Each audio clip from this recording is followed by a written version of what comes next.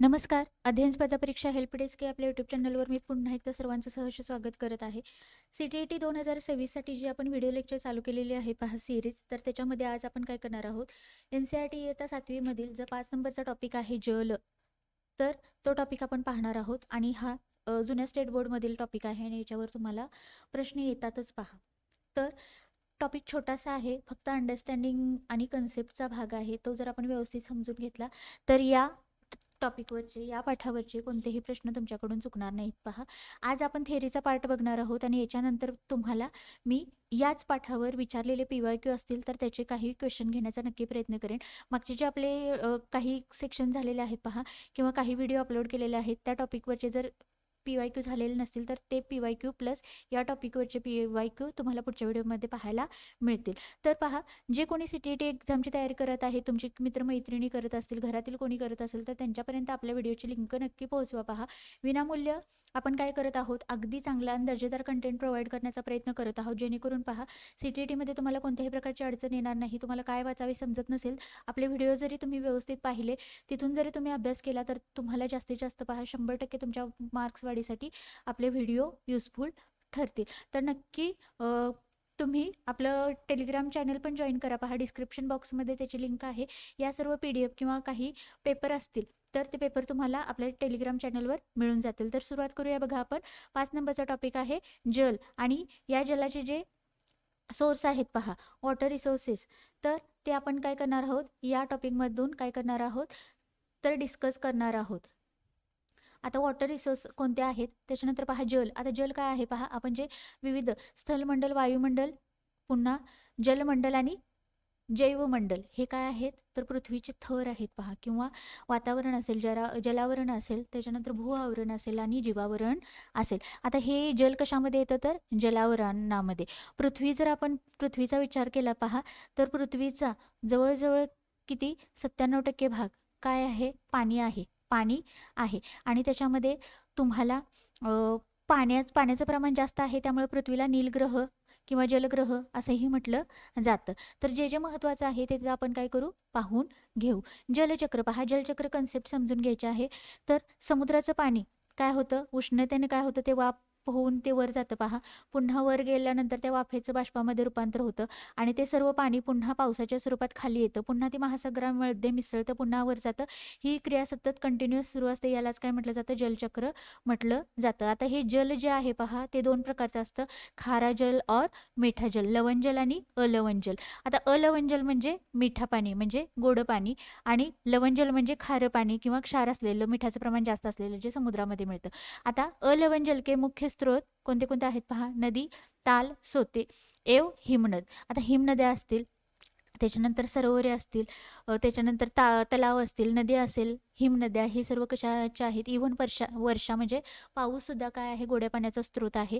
त्याच्यानंतर पहा, महासागर एवं समुद्र का जल लवणीय होता आहे, क्षारांचं प्रमाण जास्त असतं आणि खारं असतं. महासागर आणि समुद्र यांचं जे जल आहे ते कसं असतं, लवणीय असतं. आणि ह्याच्यामध्ये कशाचं प्रमाण जास्त असतं पहा, महासागर किंवा समुद्राच्या पाण्यामध्ये सोडियम क्लोराईडचं. त्याच्यानंतर पुढे IMP. आता इथं काय दिलेलं आहे, तर याच्यामध्ये तुम्हाला ना नदी, महासागरे आणि झील. झील म्हणजे काय, तर सरोवर. आता झील म्हणजे काय, सरोवर. त्यांचं फक्त स्थान लक्षात घ्यायचं आहे तुम्हाला. पहिला आपण काय करू, आता विविध खंड आहेत. इथं पहा, इथं उत्तर अमेरिका खंड आहे, इथं आहे दक्षिण अमेरिका खंड, त्याच्यानंतर इथं आफ्रिका खंड आहे, त्याच्यानंतर इथं आशिया खंड आहे, इकडं आहे ऑस्ट्रेलिया खंड, आणि इकडच्या साईडला तुम्हाला युरोप खंड पाहायला मिळेल. आता महासागर पाहून घेऊ सुरुवातीला. इथं आहे पहा प्रशांत महासागर, त्याच्यानंतर इथं आहे दक्षिण अटलांटिक महासागर, इथं आहे उत्तर अटलांटिक महासागर. ह्याचं काय लक्षात ठेवायचं आहे पहा, यस आकाराचा आहे. अटलांटिक महासागर कसा आहे, तुम्हाला इथं दिसत असेल पहा, यस आकाराचा आहे आणि सर्वाधिक व्यस्त आहे, सर्वाधिक व्यस्त मार्ग आहे. इथं पहा, अमेरिकेचा जो पूर्व भाग आहे आणि युरोपचा पश्चिम भाग आहे, तर या दोन्हींना जोडण्याचं काम हे अटलांटिक महासागराद्वारे केलं जातं, उत्तर अटलांटिक महासागर.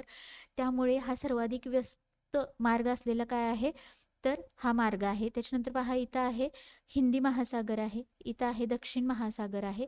त्याच्यानंतर पुन्हा इकडे, आता पृथ्वी अशी गोल आहे पहा, पृथ्वी अशी गोल आहे, त्यामुळे हा भाग असा उलटा होऊन इकडं कोणतं आहे तर इथं प्रशांत महासागर आहे. हे एवढे महासागर तुम्हाला खंड यांचं लोकेशन माहीत असायलाच हवं. पुन्हा इथं वरच्या साईडला पहा. आता या महासागरांतर्गत काही सागर असतील तर ते खाडी असेल, पुन्हा छोटे समुद्र असतील तर ते येतात. तर त्याची माहिती आपण आता घेऊया. तर बघा, आता काही नद्या आहेत. पहिल्या नद्या पाहून घेऊ. तर आता इथं दक्षिण अमेरिकेमध्ये कोणती नदी आहे पहा, ॲमेझॉन नदी आहे. त्याच्यानंतर इकडं उत्तर अमेरिकेमध्ये कोणती नदी आहे, मिसिसिपी नदी. त्याच्यानंतर आफ्रिका खंडामध्ये कोणत्या कोणत्या नद्या आहेत पहा, नायजर नदी आहे, नील नदी आहे. इकडे युरोपमध्ये दनुबी नदी आहे. त्याच्यानंतर ऑरेंज नदी आहे, कांगो नदी आहे. हे सर्व आफ्रिका खंडातील नद्या आहेत. त्याच्यानंतर पहा, आशिया खंडामध्ये ब्रह्मपुत्रा नदी आहे, गंगा नदी आहे, हँग नदी आहे. ह्या सर्व आशिया खंडामध्ये येतात.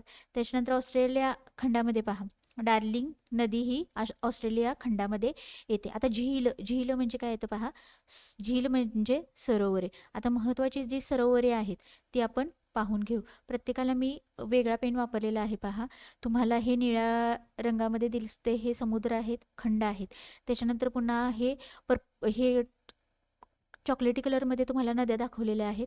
आणि आता आपण पाहणार आहोत झील. आता इथं ग्रेट बॅरियर रीफ हे पिंक कलरमध्ये आहे पहा. ग्रेट स्लेव्ह झील त्यांचं स्थान पाहून घ्या. विनिपेग झील इथं आहे, सुपेरियर झील आहे, ह्युरॉन झील आहे. त्याच्यानंतर इकडच्या साईडला व्हिक्टोरिया झील आहे आफ्रिका खंडामध्ये. त्याच्यानंतर पुन्हा ह्या सर्व झील बघून घेतल्या. आता काही सागर पण आहेत पहा. इथं काळा समुद्र आहे. त्याच्यानंतर इथं पूर्वी चीन सागर आहे. इथं कोरल सागर आहे. त्याच्यानंतर इथे कॅरेबियन समूह किंवा कॅरेबियन सागर आहे, कॅरेबियन समुद्र असंही म्हटलं जातं.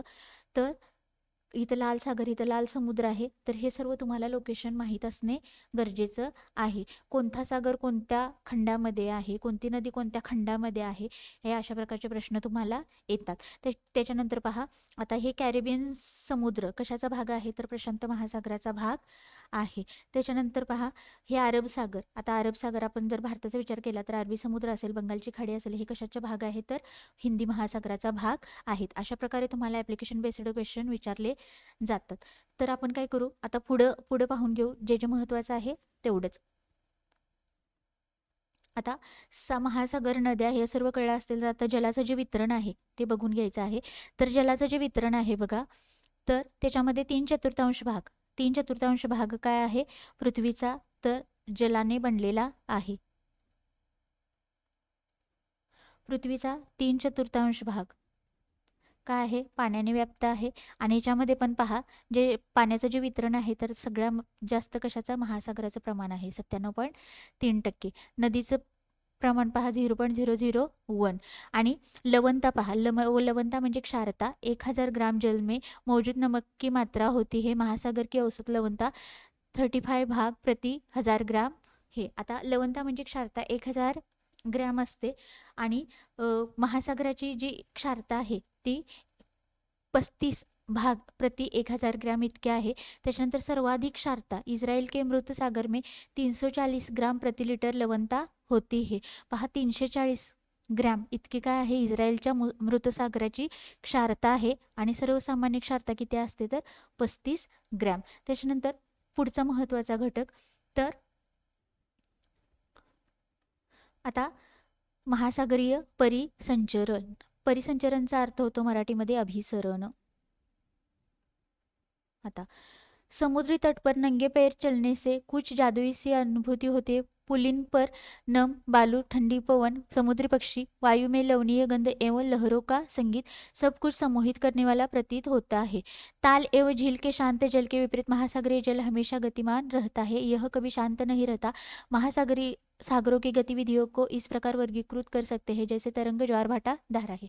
आपल्यासाठी महासागराचं जे अभिसरण आहे पहा, तर बाकीचं पाणी आता इथं वाळू असेल किंवा शांत वारे असतील, समुद्र पक्षी असतील, तर यांच्यामध्ये पहा पुलिन पर नम बालू, ठंडी पवन, समुद्री पक्षी, वायु में लवणीय गंध एवं लहरों का संगीत, म्हणजे एक ताल धरल्यासारखं संगीत येते. हे काय जास्त IMP नाही. आता महासागराचं पाणी आपल्याला लक्षात काय घ्यायचं आहे तर महासागराचं पाणी तुम्ही कधी समुद्र असा शांत बघितलं आहे का नाही. सतत लाटा उसळत असतात. म्हणजे लाटा कशा असतात, पाणी कसं असतं गतिमान असतं पहा.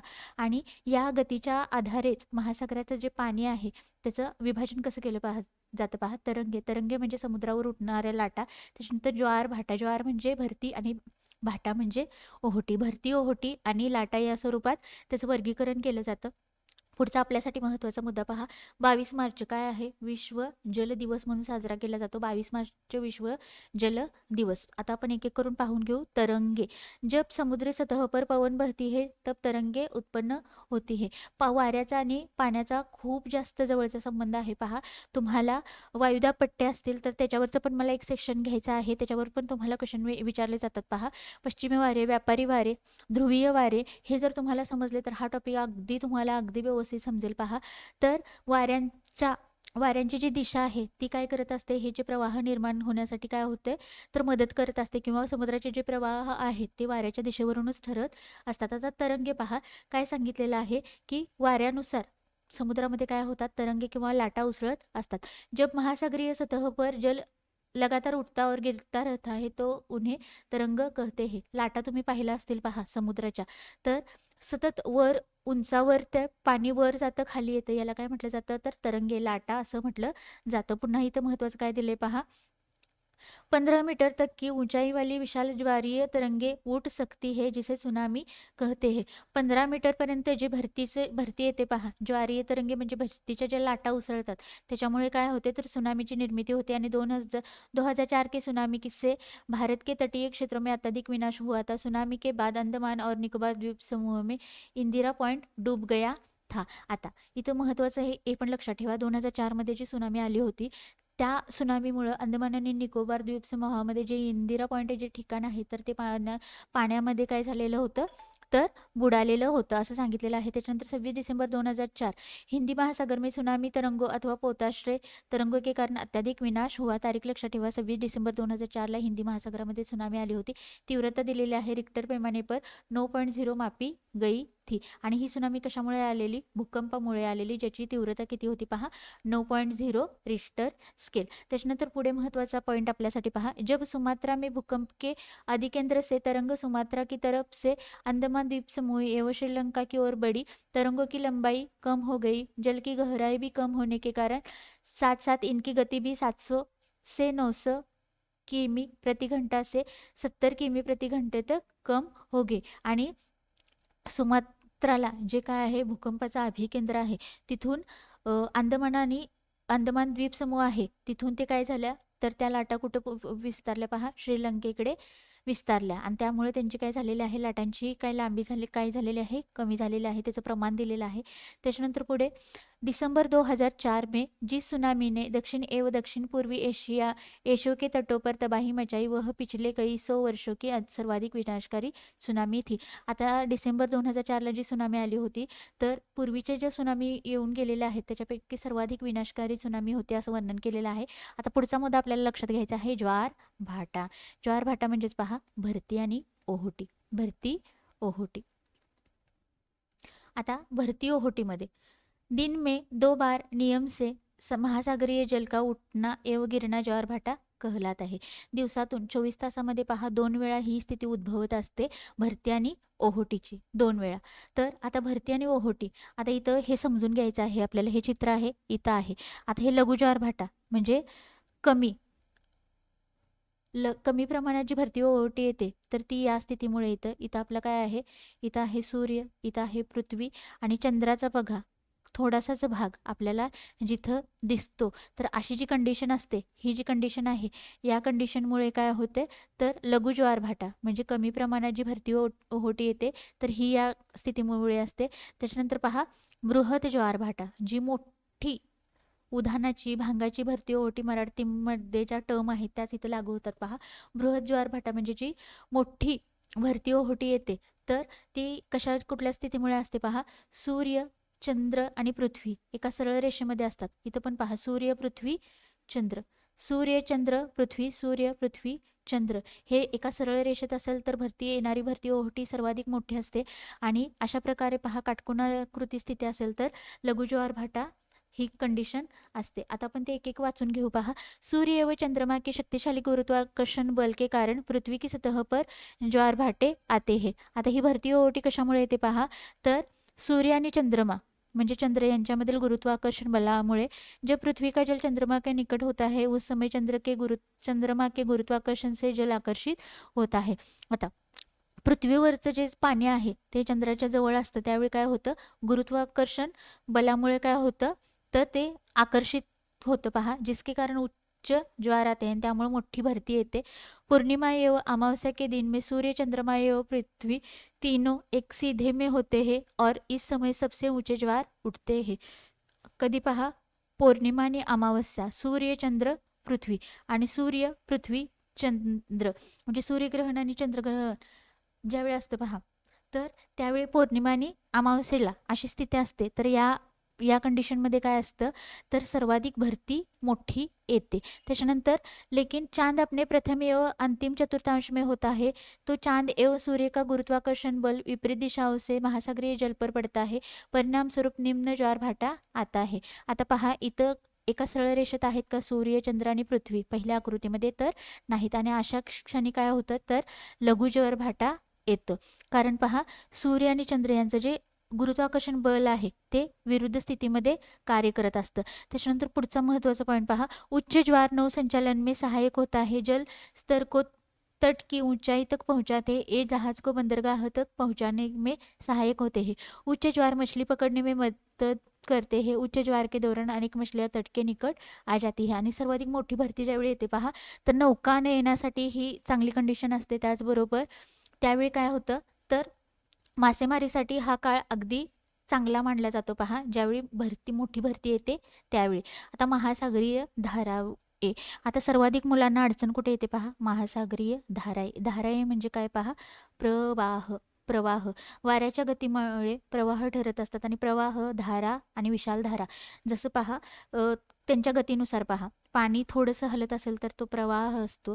त्याच्यानंतर नेहमीच्या गतीपेक्षा गती थोडीशी वाढली तर त्याला धारा म्हटलं जातं, आणि अत्याधिक वाढली तर त्याला विशाल धारा असंही म्हटलं जातं. महासागरीय धाराएं निश्चित दिशा में महासागरीय सतह पर नियमित रूप से बहने वाली जल की धाराएं होती है. महासागरीय धाराएं गर्म या ठंडी हो सकती है.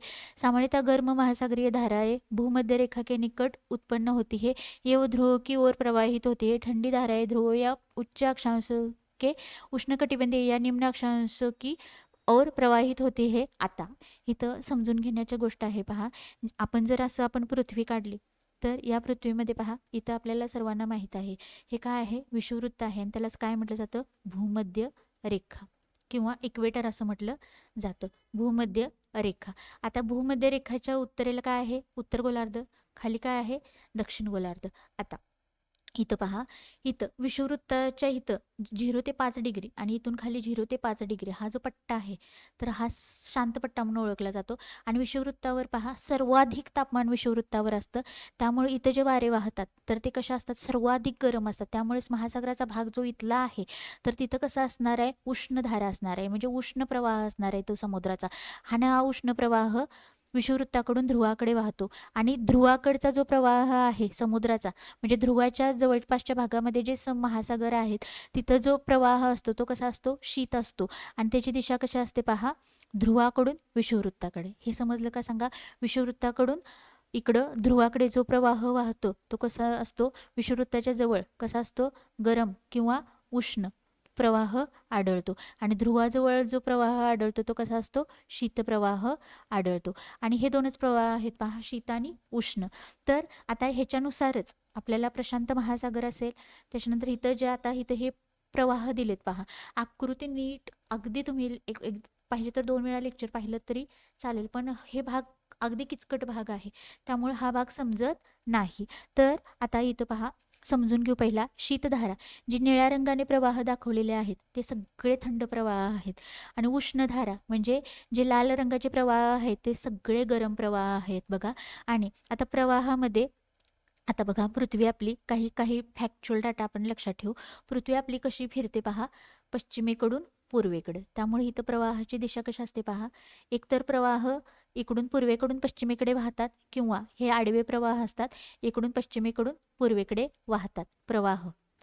काही प्रवाह पूर्वेकडून पश्चिमेकडे, काही पश्चिमेकडून पूर्वेकडे वाहतात. त्याच्यानंतर काही प्रवाह उत्तरेला वाहतात, काही प्रवाह दक्षिणेला वाहतात आणि वारे आल्यामुळे पहा, पश्चिमी वारे असतील, व्यापारी वारे असेल, ध्रुवीय वारे असेल, या वाऱ्यांच्यामुळे या प्रवाहाची दिशा वेगळी किंवा बदललेली जाणवते. त्यामुळे पहा, इथं पहा, तुम्हाला बाण हे वेगवेगळ्या आकारात दिलेले आहेत. पहा, कधी इकडे पूर्वेकडे जात आहेत, कधी पश्चिमेकडे जातात, कधी उत्तरेकडे, कधी वायव्येकडे, कधी आग्नेयेकडे, कधी ईशान्येकडे, अशी तुम्हाला वाऱ्यांची कंडिशन दिसेल. आता इथं पहा, इथं काय आहे, आपला प्रशांत महासागर आहे.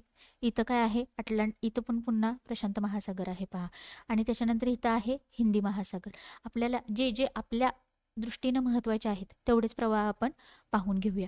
हा थोडा किचकट भाग आहे. आता आणखीन एक पहा, ज्यावेळी गरम म्हणजे उष्ण प्रवाह आणि थंड प्रवाह जिथे एकत्रित येतात, तर ते जे ठिकाण आहे ते मत्स्य शेतीसाठी अत्यावश्यक मानलं जातं. पहा, मत्स्यपालन किंवा सर्वाधिक मासे जिथं गरम म्हणजे उष्ण प्रवाहांची थंड प्रवाह जिथे एकत्र येतात तिथं काय असतं, तर तो भाग मासेमारीसाठी अगदी अनुकूलित असतो. पहा, कारण तिथं प्लवक नावाचं काय आहे, तर गवत तिथं उगवतं आणि ते माशांचं ते प्रमुख खाद्य आहे किंवा तिथं जास्त मासे आढळतात, त्यामुळं मासेमारीचा तो टप्पा मानला जातो. इथं आहे पहा गल्फ स्ट्रीम. आता इथं पहा लॅब्राडोर धारा आहे. ही काय आहे, निळ्या रंग ह्याच्यानं दाखवलेली आहे, त्यामुळे हे काय आहे पहा, शीतप्रवाह आहे. हा कसा आहे, तर ध्रुवाकडून विषुववृत्ताकडे येणार आहे. त्याच्यानंतर कॅनरीज धारा पहा, कॅनरीज धारा ही जी आहे तर ती पण काय आहे, थंड प्रवाह आहे. त्याच्यानंतर उत्तर अटलांटिक अपवाह हा जो प्रवाह आहे पहा, हा उष्ण प्रवाह आहे, लाल रंगामध्ये दाखवलेला आहे. त्याच्यानंतर गल्फ स्ट्रीम पहा, गल्फ स्ट्रीम. आता गल्फ स्ट्रीममध्ये बघा, तर इथं उष्ण प्रवाह आहे आणि इकडं लॅब्राडोर प्रवाह आहे. हे दोन्ही प्रवाह असे एकत्र येतात इथं गल्फ स्ट्रीम. तर हा जो भाग आहे हा माशांसाठी अनुकूलित आहे. हे कशातलं पाहतोय आपण, हे अटलांटिक महासागरामधलं पाहत आहोत. त्याच्यानंतर पहा प्रशांत महासागरामध्ये इथं अलास्का धारा आहे, उष्ण प्रवाह आहे. त्याच्यानंतर उत्तर विषुववृत्तीय धारा उष्ण प्रवाह आहे. कॅलिफोर्निया धारा हा शीतप्रवाह आहे. त्याच्यानंतर विषुववृत्तीय विपरीत धारा म्हणजे पहा, प्रवाह असा असायला पाहिजे पण तो वाऱ्यामुळे दिशा बदलून हा असा वाहू लागतो, त्याला विपरीत प्रतिधारा असंही म्हटलं जातं. तर इथं पहा हा उष्ण प्रवाह आहे, इथं फॉकलंड धारा आहे, हा थंड प्रवाह आहे. त्याच्यानंतर ब्राझिलियन धारा अटलांटिक महासागरामधील आहे, उष्ण प्रवाह आहे. इक्वेडोर विपरीत धारा. आता हा इक्वेडोरचा आणखीन एक पहा, हे जे समुद्री प्रवाह आहे ज्या ज्या भागातून वाहतात त्याच भागांची नावं त्यांना मिळतात. हा इथला ब्राझीलचा भाग आहे, त्यामुळे याला ब्राझिलियन धारा म्हटलं जातं. त्याच्यानंतर पहा इथे इक्वेडोरचा भाग आहे, त्यामुळे इक्वेडोर विपरीत धारा. ज्या ज्या ठिकाणावरून ते प्रवाह वाहतात त्याच भागाचं त्यांना नाव मिळतं. त्याच्यानंतर पहा ओगलोस धारा. ही काय आहे, तर उष्ण प्रवाह आहे. त्याच्यानंतर इकडे आहे पहा क्युरोशिओ धारा, हे प्रशांत महासागरातीलच आहे, उष्ण धारा आहे. आयसीओ धारा हे काय आहे, थंड प्रवाह आहे. त्याच्यानंतर इकडे पहा पश्चिमी ऑस्ट्रेलियन धारा, म्हणजे पश्चिमी ऑस्ट्रेलियन धारा ही शीतप्रवाह आहे. पूर्वीय ऑस्ट्रेलियन धारा विचारलं तर उष्ण धारा आहे. त्याच्यानंतर इक्वेडोर विपरीत धारा झालं. त्याच्यानंतर पहा गल्फ स्ट्रीम झालं. विषुववृत्तीय धारा, उत्तरी विषुववृत्तीय धारा, हे जे आहे हे इक्वेटर आहे, ह्याच्यावर जे वाहतात त्याला उत्तर विषुववृत्तीय धारा म्हटलं जातं, उत्तर विषुववृत्तीय प्रवाह. आणि दक्षिणेला जे वाहतात त्यांना काय म्हटलं जातं, दक्षिण विषुववृत्तीय प्रवाह. इतकं टॉपिक. इथे फॉकलंडचा एक प्रवाह आहे पहा, हा कुठं ध्रुवाकडून विषुववृत्ताकडे वाहतो, ध्रुवाकडून विषुववृत्ताकडे, आणि तो कसा आहे, थंड प्रवाह आहे. इथं आणखीन एक महत्त्वाचा आहे पहा, हम्बोल्टचा तो पण कसा वाहतोय पहा, ध्रुवाकडून विषुववृत्ताकडे, आणि तो प्रवाह कसा आहे, थंड आहे. इतकं हे महासागरीय धाराये म्हणजेच प्रवाह. याच्यात तुम्हाला वाचणे गरजेचं आहे. हा मॅप नीट समजून घ्या. पाहिजे तर लेक्चर पॉज करा, पुन्हा रिपीट करा, म्हणजे तुम्हाला उष्ण प्रवाह थंड प्रवाह लक्षात येतील. याची जर PDF पाहिजे असेल तर आपल्या टेलिग्राम ग्रुपला जॉईन करा, तिथे याची PDF आहे, तर तिथून ते तुम्ही पाहू शकता. जे महत्त्वाचं तुम्हाला SST पेपर 2साठी पहा, SST पेपर 2साठी जो महत्त्वाचा कंटेंट आहे तो सर्व आपल्या टेलिग्राम चॅनलवर मी देण्याचा प्रयत्न करत आहे, तर तुम्ही तिथून नक्की तो पाहू शकता. चालेल. पुन्हा एकदा पहा, तर ह्याच्यावरचे जे PYQ आहेत किंवा मागचे जे टॉपिक मी घेतलेले आहेत त्याचे जे PYQ आहेत ते तुम्हाला पुढच्या लेक्चरला भेटतील. PYQ अनालिसिसचे पण आपले व्हिडिओ पडत आहेत, तर तिथून पण तुम्ही एक क्विक रिव्हिजन पहा म्हणून बघा. तुम्हाला पॅडोलॉजीचे असतील किंवा आपले SSTचे असतील कोणते क्वेश्चन आलेले आहेत तर ते तुम्ही PYQ अनालिसिसचे व्हिडिओ पाहून नक्की क्लिअर करू शकता. चालेल. धन्यवाद.